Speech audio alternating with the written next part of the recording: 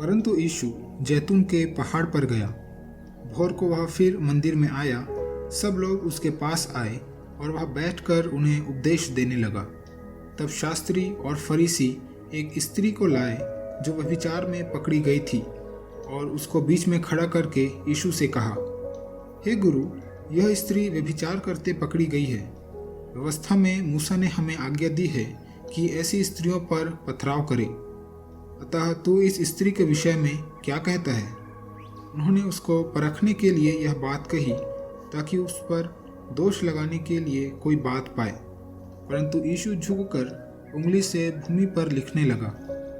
जब वे उससे पूछते ही रहे तो उसने सीधे होकर उनसे कहा, तुम में जो निष्पाप हो वही पहले उसको पत्थर मारे। और फिर झुककर भूमि पर उंगली से लिखने लगा।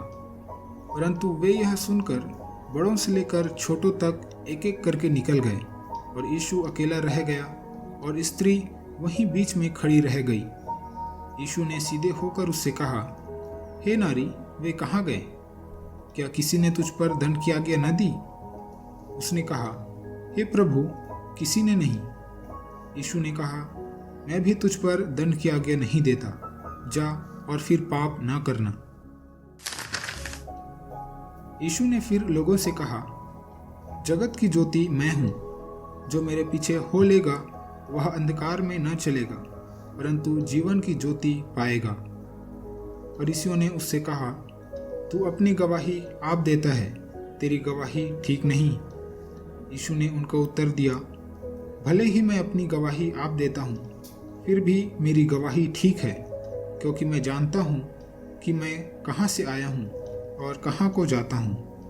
परंतु तुम नहीं जानते कि मैं कहाँ से आता हूँ या कहाँ को जाता हूँ। तुम शरीर के अनुसार न्याय करते हो, मैं किसी का न्याय नहीं करता। और यदि मैं न्याय करूँ भी तो मेरा न्याय सच्चा है, क्योंकि मैं अकेला नहीं परंतु मैं हूँ और पिता है जिसने मुझे भेजा। तुम्हारी व्यवस्था में भी लिखा है कि दो जनों की गवाही मिलकर ठीक होती है। एक तो मैं आप अपनी गवाही देता हूँ और दूसरा पिता मेरी गवाही देता है जिसने मुझे भेजा। उन्होंने उससे कहा, तेरा पिता कहाँ है? यीशु ने उत्तर दिया, न तुम मुझे जानते हो न मेरे पिता को। यदि मुझे जानते तो मेरे पिता को भी जानते। ये बातें उसने मंदिर में उपदेश देते हुए भंडार घर में कही और किसी ने उसे न पकड़ा, क्योंकि उसका समय अब तक नहीं आया था। उसने फिर उनसे कहा, मैं जाता हूँ और तुम मुझे ढूंढोगे और अपने पाप में मरोगे। जहाँ मैं जाता हूँ वहाँ तुम नहीं आ सकते। इस पर यहूदियों ने कहा, क्या वह अपने आप को मार डालेगा जो कहता है, जहाँ मैं जाता हूँ वहाँ तुम नहीं आ सकते? उसने उनसे कहा, तुम नीचे के हो, मैं ऊपर का हूँ। तुम संसार के हो, मैं संसार का नहीं। इसलिए मैंने तुमसे कहा कि तुम अपने पापों में मरोगे, क्योंकि यदि तुम विश्वास न करोगे कि मैं वही हूँ तो अपने पापों में मरोगे। उन्होंने उससे कहा, तू कौन है? यीशु ने उनसे कहा, वही हूँ जो आरंभ से तुमसे कहता आया हूँ। तुम्हारे विषय में मुझे बहुत कुछ कहना और निर्णय करना है, परंतु मेरा भेजने वाला सच्चा है और जो मैंने उससे सुना है वही जगत से कहता हूँ। वे यह न समझे कि हमसे पिता के विषय में कहता है। तब यीशु ने कहा, जब तुम मनुष्य के पुत्र को ऊंचे पर चढ़ाओगे तो जानोगे कि मैं वही हूँ। मैं अपने आप से कुछ नहीं करता, परंतु जैसे मेरे पिता ने मुझे सिखाया वैसे ही ये बातें कहता हूँ। मेरा भेजने वाला मेरे साथ है। उसने मुझे अकेला नहीं छोड़ा, क्योंकि मैं सर्वदा वही काम करता हूँ जिससे वह प्रसन्न होता है।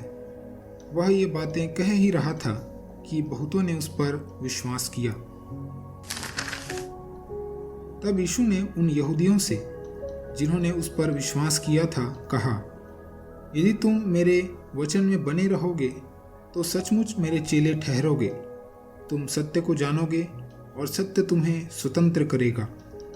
उन्होंने उसको उत्तर दिया, हम तो अब्राहम के वंश से हैं और कभी किसी के दास नहीं हुए। फिर तू कैसे कहता है कि तुम स्वतंत्र हो जाओगे?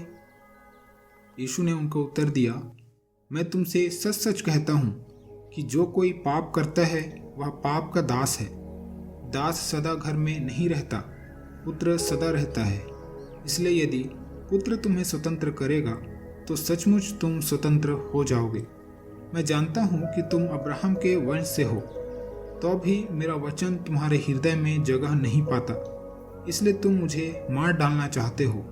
मैं वही कहता हूँ जो अपने पिता के यहाँ देखा है, और तुम वही करते रहते हो जो तुमने अपने पिता से सुना है। उन्होंने उसको उत्तर दिया, हमारा पिता तो अब्राहम है। यीशु ने उनसे कहा, यदि तुम अब्राहम की संतान होते तो अब्राहम के समान काम करते, परंतु अब तुम मुझ जैसे मनुष्य को मार डालना चाहते हो, जिसने तुम्हें वह सत्य वचन बताया जो परमेश्वर से सुना। ऐसा तो अब्राहम ने नहीं किया था। तुम अपने पिता के समान काम करते हो। उन्होंने उससे कहा, हम व्यभिचार से नहीं जन्मे, हमारा एक पिता है, अर्थात परमेश्वर। यीशु ने उनसे कहा, यदि परमेश्वर तुम्हारा पिता होता तो तुम मुझसे प्रेम रखते, क्योंकि मैं परमेश्वर की ओर से आया हूँ। मैं आपसे नहीं आया, परंतु उसी ने मुझे भेजा। तुम मेरी बात क्यों नहीं समझते? इसलिए कि तुम मेरा वचन सुन नहीं सकते। तुम अपने पिता शैतान से हो और अपने पिता की लालसाओं को पूरा करना चाहते हो। वह तो आरंभ से हत्यारा है और सत्य पर स्थिर न रहा, क्योंकि सत्य उसमें है ही नहीं। जब वह झूठ बोलता तो अपने स्वभाव ही से बोलता है, क्योंकि वह झूठा है वरन झूठ का पिता है। परंतु मैं जो सच बोलता हूँ, इसीलिए तुम मेरा विश्वास नहीं करते। तुम में से कौन मुझे पापी ठहराता है? यदि मैं सच बोलता हूँ तो तुम मेरा विश्वास क्यों नहीं करते? जो परमेश्वर से होता है वह परमेश्वर की बातें सुनता है, और तुम इसलिए नहीं सुनते कि परमेश्वर की ओर से नहीं हो। यह सुन यहूदियों ने उससे कहा, क्या हम ठीक नहीं कहते कि तू सामरी है और तुझ में दुष्ट आत्मा है? यीशु ने उत्तर दिया, मुझ में दुष्ट आत्मा नहीं, परंतु मैं अपने पिता का आदर करता हूँ और तुम मेरा निरादर करते हो। परंतु मैं अपनी प्रतिष्ठा नहीं चाहता। हाँ, एक है जो चाहता है और न्याय करता है। मैं तुमसे सच सच कहता हूँ कि यदि कोई व्यक्ति मेरे वचन पर चलेगा तो वह अनंत काल तक मृत्यु को न देखेगा। यहूदियों ने उससे कहा, अब हमने जान लिया कि तुझ में दुष्ट आत्मा है। अब्राहम मर गया और भविष्यद्वक्ता भी मर गए हैं, और तू कहता है यदि कोई मेरे वचन पर चलेगा तो वह अनंत काल तक मृत्यु का स्वाद न चखेगा। हमारा पिता अब्राहम तो मर गया, क्या तू उससे बड़ा है? और भविष्यद्वक्ता भी मर गए, तू अपने आप को क्या ठहराता है? यीशु ने उत्तर दिया, यदि मैं आप अपनी महिमा करूं तो मेरी महिमा कुछ नहीं, परंतु मेरी महिमा करने वाला मेरा पिता है, जिसे तुम कहते हो कि वह तुम्हारा परमेश्वर है। तुमने तो उसे नहीं जाना, परंतु मैं उसे जानता हूँ। यदि मैं कहूँ कि मैं उसे नहीं जानता तो मैं तुम्हारी तरह झूठा ठहरूंगा, परंतु मैं उसे जानता और उसके वचन पर चलता हूँ। तुम्हारा पिता अब्राहम मेरा दिन देखने की आशा में बहुत मगन था, और उसने देखा और आनंद किया। यहूदियों ने उससे कहा, अब तक तू 50 वर्ष का नहीं, फिर भी तूने अब्राहम को देखा है? यीशु ने उनसे कहा, मैं तुमसे सच सच कहता हूँ कि पहले इसके कि अब्राहम उत्पन्न हुआ मैं हूँ। तब उन्होंने उसे मार डालने के लिए पत्थर उठाए, परंतु यीशु छिपकर मंदिर से निकल गया।